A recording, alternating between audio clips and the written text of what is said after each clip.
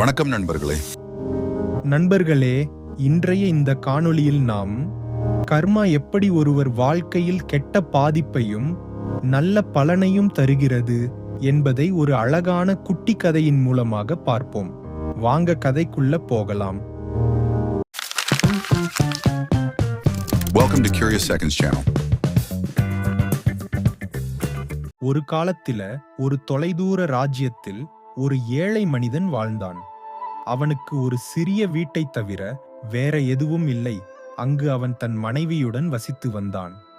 அந்த நாட்டின் ராஜா கருணைக்கு பெயர் பெற்றவன்.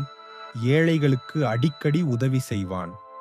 இரவில் ராஜா மாறு வேடமிட்டு தனது மக்களின் உண்மையான நிலையை காண தனது ராஜ்யத்தின் தெருக்களில் நடந்து செல்வான். ஒரு இரவு கிராமத்தில் அரசன் தெருவில் உலா வந்து கொண்டிருந்த போது அந்த ஏழையின் வீட்டை கடந்து சென்றான். உள்ளே ஏழையின் மனைவி, நம்மிடம் உணவு வாங்க பணம் இல்லை, இப்போது நாம் என்ன செய்வது என்று கேட்டாள்.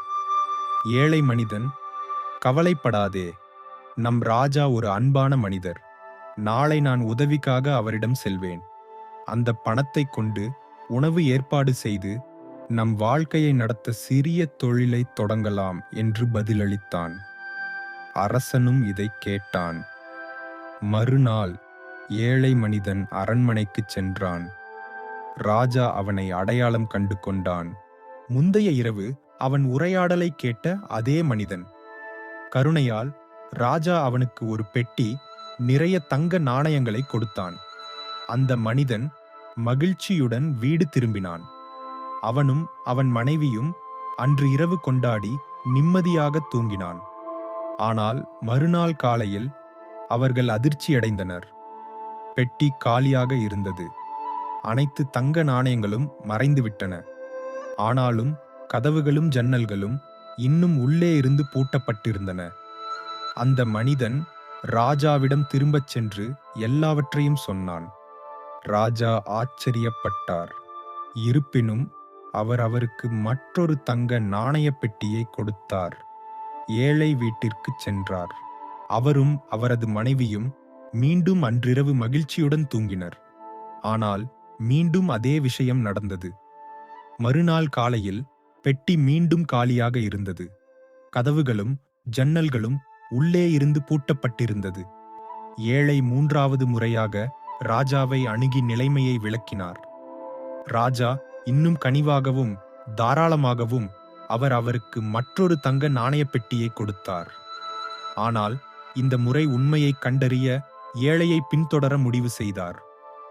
ராஜா ஏழையின் வீட்டு முற்றத்தில் ஒரு மரத்தின் பின்னால் ஒளிந்து காத்திருந்தார். நள்ளிரவில் ஏழையும் அவரது மனைவியும் ஆழ்ந்த தூக்கத்தில் இருந்தபோது ஒரு விசித்திரமான நிழல் வீட்டிற்குள் நுழைந்து தங்க நாணய பெட்டியை எடுத்துச் செல்வதை ராஜா கண்டார். ராஜா அதிர்ச்சியடைந்தார். அவன் தன் வாளை உருவி முன்னோக்கி வந்து உரத்த குரலில், நீ யார்? ஏன் இந்த ஏழையின் தங்கத்தை திருடுகிறாய் என்று கேட்டார். அதற்கு நிழல் பதிலளித்தது, நான் விதி. இந்த மனிதன் வாழ்நாள் முழுவதும் ஏழையாக இருக்க விதிக்கப்பட்டவன். அது அவனுடைய கடந்த கால கர்மாவின் விளைவு. அவன் எவ்வளவு செல்வத்தை பெற்றாலும் அது எப்போதும் பறிக்கப்படும். ராஜா குழப்பமடைந்தான். அவன் கேட்டான், ஆனால் ஏன்? அவனுடைய கடந்த கால வாழ்க்கையில் அவன் என்ன செய்தான்? விதி தலையை அசைத்து, இதை நான் உன்னிடம் சொல்ல முடியாது.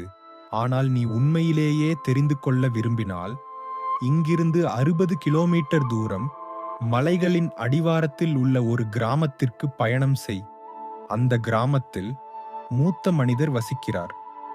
ஒரு காலத்தில் அந்த கிராமத்தில் வாழ்ந்த மார்கோ என்ற பெயருடைய ஒரு பணக்காரனின் கதையை அவனால் மட்டுமே சொல்ல முடியும் என்று கூறி நிழல் தங்க நாணயங்களோடு அங்கிருந்து மறைந்துவிட்டது.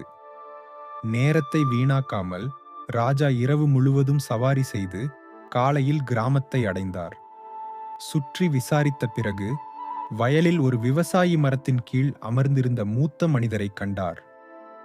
ராஜா அவரை மரியாதையுடன் வரவேற்று, மார்கோவின் கதையை கேட்க நான் இங்கு வந்துள்ளேன் என்றார். அந்த முதியவரின் கண்கள் தீவிரமாகின. மார்கோ, ஆம், எனக்கு அவரை நினைவிருக்கிறது. நீண்ட காலத்திற்கு முன்பு அவர் இந்த பகுதியில் பணக்காரர். விவசாயிகளுக்கும் ஏழைகளுக்கும் கடன் கொடுத்து வந்தார். ஆனால் அவர் மிகவும் பேராசை கொண்டவர். மக்களை கொள்ளையடிக்கும் நோக்கத்துடன் கடன் கொடுத்தார். அவரது விதிமுறைகள் மற்றும் நிபந்தனைகள் எந்த ஏழை விவசாயியும் சமாளிக்க முடியாத அளவுக்கு இருந்தன. ஒரு ஏழை விவசாயி மார்கோவிடம் கொஞ்சம் பணம் கடன் வாங்கினார். அவர் கடன் வாங்கியதை விட அதிகமாக திருப்பிச் செலுத்தினார்.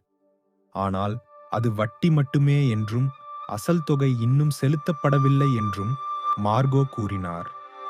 பின்னர் ஒரு வருடம் கிராமத்தில் ஒரு பயங்கரமான வறட்சி ஏற்பட்டது.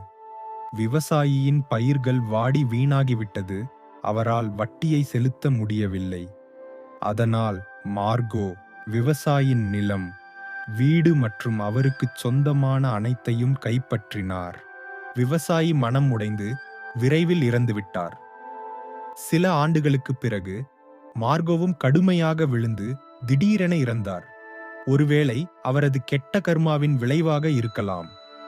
இதை கேட்ட ராஜா மார்கோ தனது ராஜ்யத்தில் ஒரு ஏழையாக மறுபிறவி எடுத்துள்ளார் என்ற உண்மையை புரிந்து கொண்டார். ராஜா திரும்பி வந்து ஏழையிடம் எல்லாவற்றையும் கூறினார்.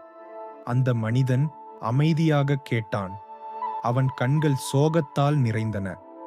அன்று முதல் அவன் நேர்மையான முறையில் வாழ்க்கையில் சம்பாதிக்க ஒரு கூலித் தொழிலாளியாக வேலை செய்யத் தொடங்கினான். பசித்தவர்களுக்கும் ஏழைகளுக்கும் உதவத் தொடங்கினான். தன்னால் முடிந்ததை கொடுத்தான். பல மாதங்களுக்குப் பிறகு ராஜா மீண்டும் ஒரு தொழிலைத் தொடங்க தங்க நாணயங்கள் நிறைந்த பெட்டியை கொடுத்தான். இந்த முறை எந்த நிழலும் அவனுடைய பணத்தை எடுக்க வரவில்லை. கதை நமக்கு ஒரு எளிய ஆனால் சக்தி வாய்ந்த உண்மையை கற்பிக்கிறது. நம் வாழ்க்கையில் நாம் செய்யும் அனைத்தும் நம்மிடமே திரும்பி வருகின்றன. நல்லது கெட்டது நம் செயல்கள் நம் விதியை உருவாக்குகின்றன.